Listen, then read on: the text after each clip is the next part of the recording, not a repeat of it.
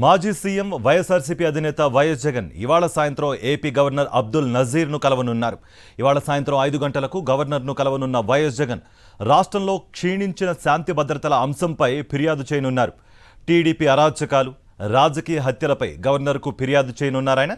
వినుకొండలో party కార్యకర్తను అందరూ చూస్తుండగానే నడి రోడ్డుపై దారుణంగా నరికి చంపడం, ఆ తర్వాత రోజు పొంగనూరులో ఎంపీ మిథున్ రెడ్డిపై రాళ్ల దాడి, ఆయన వాహనాలు ధ్వంసం చేయడం, మాజీ ఎంపీ రెడ్డెప్ప కారును దహనం చేయడం సహా కూటమి సర్కార్ అధికారంలోకి వచ్చిన తర్వాత రాష్ట్రంలో చోటు చేసుకున్న విధ్వంసాలన్నింటికీ సాక్ష్యాలు, వీడియోలను గవర్నర్కు వైఎస్ జగన్ అందజేయనున్నారు.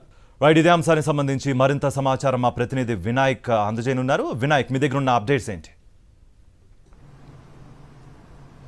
ఈరోజు సాయంత్రం 5 గంటలకు రాజ్భవన్లో గవర్నర్ జస్టిస్ అబ్దుల్ నజీర్ను మాజీ ముఖ్యమంత్రి వైఎస్ఆర్ కాంగ్రెస్ పార్టీ అధ్యక్షుడు వైఎస్ జగన్మోహన్ రెడ్డి కలిసి రాష్ట్రంలో జరుగుతున్న అరాచకాల మీద ఫిర్యాదు చేయబోతున్నారు. ఇందుకు సంబంధించి పూర్తి స్థాయి ఆధారాలతోటి అదేవిధంగా వీడియోల రూపంలో ఆయన ఫిర్యాదు చేయబోతున్నారు. గడిచిన 40 రోజులుగా చూస్తే కనుక రాష్ట్ర వ్యాప్తంగా వైఎస్ఆర్సీపీ శ్రేణుల మీద పెద్ద ఎత్తున దాడులు జరిగాయి. దాదాపుగా 31 మంది హత్యకు గురయ్యారు. అదేవిధంగా 35 మంది మీద 300 మంది మీద హత్యా ప్రయత్నాలు జరిగాయి. దీంతో పాటు 35 మంది బలవన్మరణాలకు పాల్పడడం జరిగింది. ఈ నేపథ్యంలోనే వీటన్నిటికి సంబంధించిన సాక్ష్యాలతోటి గవర్నర్ జస్టిస్ అబ్దుల్ నజీర్కు ఫిర్యాదు చేయబోతున్నట్టుగా ఇప్పటికే ప్రకటించింది. ఈ నేపథ్యంలోనే సాయంత్రం 5 గంటలకు అపాయింట్మెంట్ కూడా వైఎస్ఆర్సీపీ కోరింది. ఈ నేపథ్యంలో సాయంత్రం 5 గంటలకు రాజ్భవన్కు మాజీ ముఖ్యమంత్రి వైఎస్ జగన్మోహన్ రాబోతున్నారు. ఇక ఓవరాల్ గా చూస్తే కనుక 2 రోజుల క్రితం బుధవారం నాడు అందరూ చూస్తుండగానే నడి రోడ్డు మీద వినుకొండ పట్టణంలో రషీద్ అనే కార్యకర్తను అత్యంత కిరాతకంగా వైఎస్ఆర్సీపీకి సంబంధించిన కార్యకర్తను ఆయన రషీద్ను అత్యంత దారుణంగా హత్య చేయడం జరిగింది. ఈ నేపథ్యంలో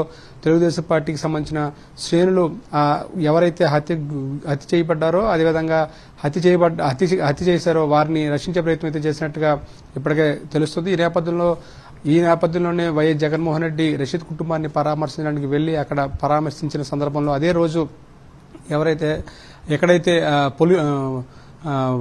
ఎంపీ మిథున్ రెడ్డి అదేవిధంగా మాజీ ఎంపీ రెడ్డెప్ప ఇద్దరి మీద కూడా దాడికి చేయడం జరిగింది. పొంగనూరులో మాజీ ఎంపీ రెడ్డెప్ప నివాసానికి మిథున్ రెడ్డి రావడం, అదేవిధంగా అక్కడ కార్యకర్తలతో మాట్లాడే ప్రయత్నం చేస్తున్న సందర్భంలోనే తెలుగుదేశం సంబంధించిన కూటమి నేతలు భారీ ఎత్తున రాళ్లదాడితోటి హత్యాయత్నం ప్రయత్నం చేశారు. అదేవిధంగా మాజీ ఎంపీ రెడ్డిప్పకు సంబంధించిన వాహనాన్ని కూడా ధ్వంసం చేయడం జరిగింది. మొత్తం ఘటనన్నిటి మీద కూడా అంటే స్వయంగా ఒక ఎంపీ తన నియోజకవర్గంలో పర్యటిస్తున్న సందర్భంలోనే తెలుగుదేశం పార్టీ శ్రేణులు ఆ నియోజకవర్గంలో పర్యటించకుండా హత్యా ప్రయత్నానికి పాల్పడడం అనేది తీవ్ర సంచలనం కలిగిస్తుంది. ఈ నేపథ్యంలోనే ఇప్పుడు ఈ ఘటనలన్నింటి మీద కూడా గవర్నర్కు ఫిర్యాదు చేయబోతున్నారు. ఆ తర్వాత బుధవారం నాడు దేశ రాజధాని ఢిల్లీలో కూడా వైఎస్ఆర్ కాంగ్రెస్ పార్టీ పెద్ద ఎత్తున ధర్నా చేయబోతుంది. దీనికి వైఎస్ జగన్మోహన్ రెడ్డి కూడా హాజరు కాబోతున్నారు. ఎంపీలు, ఎమ్మెల్యేలు అదేవిధంగా మాజీ ప్రజాప్రతినిధులందరూ కూడా ఈ ధర్నాలో పాల్గొనబోతున్నారు. ప్రస్తుతం పార్లమెంట్ సెషన్ నడుస్తున్న నేపథ్యంలో, రేపటి నుంచి పార్లమెంట్ సెషన్ ప్రారంభమవుతున్న నేపథ్యంలో ఆయా పార్టీలకు సంబంధించిన ప్రతినిధులు కూడా ఈ రాష్ట్రంలో జరుగుతున్న అరాచకాల మీద, హత్యాకాండల మీద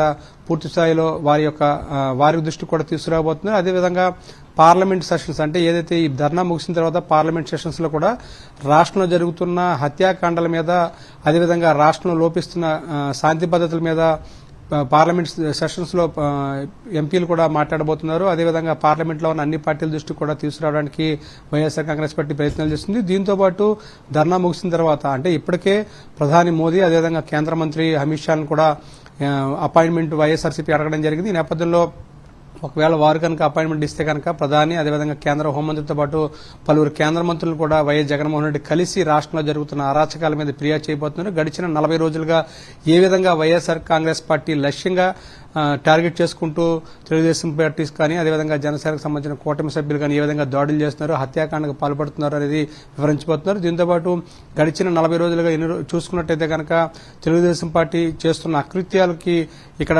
దాదాపుగా 31 మంది వైఎస్ఆర్సీపీ శ్రేణులు బలవడం జరిగింది. ఈ నేపథ్యంలో వారందరికీ కుటుంబాలకి అండగా ఉండాలని ఇప్పటికే వైఎస్ఆర్ కాంగ్రెస్ పార్టీ తరఫు నుంచి వైఎస్ జగన్మోహన్ పిలుపు ఇవ్వడం జరిగింది. ఈ నేపథ్యంలో ప్రస్తుతం సాయంత్రం 5 గంటలకు ముందుగా గవర్నర్ని అయితే కలవడానికి అపాయింట్మెంట్ తీసుకోవడం జరిగింది. గవర్నర్ని సాయంత్రం 5 గంటలకు రాజ్భవన్లో వైఎస్ జగన్మోహన్ కలవబోతున్నారు. రైట్ వినాయక్.